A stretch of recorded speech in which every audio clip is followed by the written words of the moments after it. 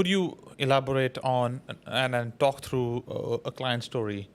I would not call it a story, but a journey. And in the last, you would have how you have worked, and if you can share a journey of a client which came to you, and then what you have done, and then if you can just elaborate on one of the journeys so that listeners and viewers can intimately understand the work you're doing and what kind of transformation you achieve through your work. Yeah, thanks, Dev. Maybe try and be brief on a couple of clients to be clear on it. Yeah. We work with men with schizophrenia, and inevitably, often there is significant trauma early on in childhood life with people with psychosocial disabilities.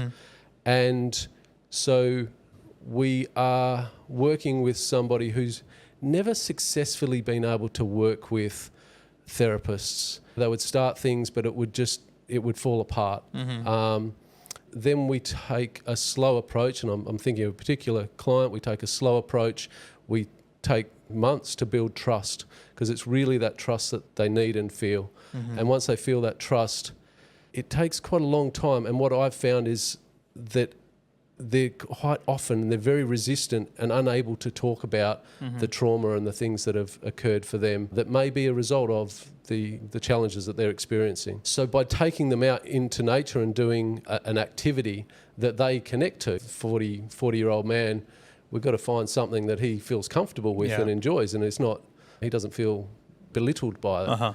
And so I recall woodworking with one client, and we were just whittling some wood, he was making a frog for an uncle that he wanted to reconnect with. Wow. And so he was whittling this frog out of a bit of branch we collected.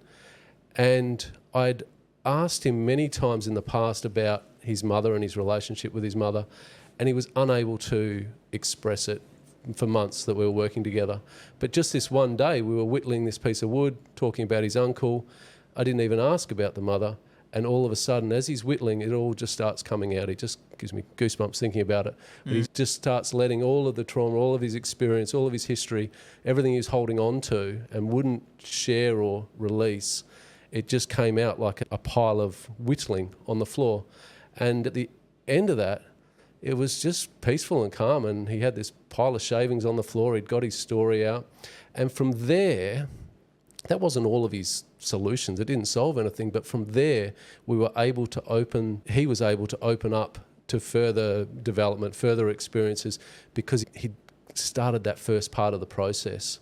If we weren't working in that way, in a way that he felt comfortable with somebody he felt comfortable with and really trusted, he would still be potentially locked up and it'd all be held in. So that's that sort of thing.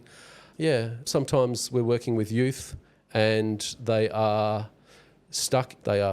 Stuck is the word. They are quite resistant sometimes to go outside of the house, outside of the room, away from the Xboxes and things like that.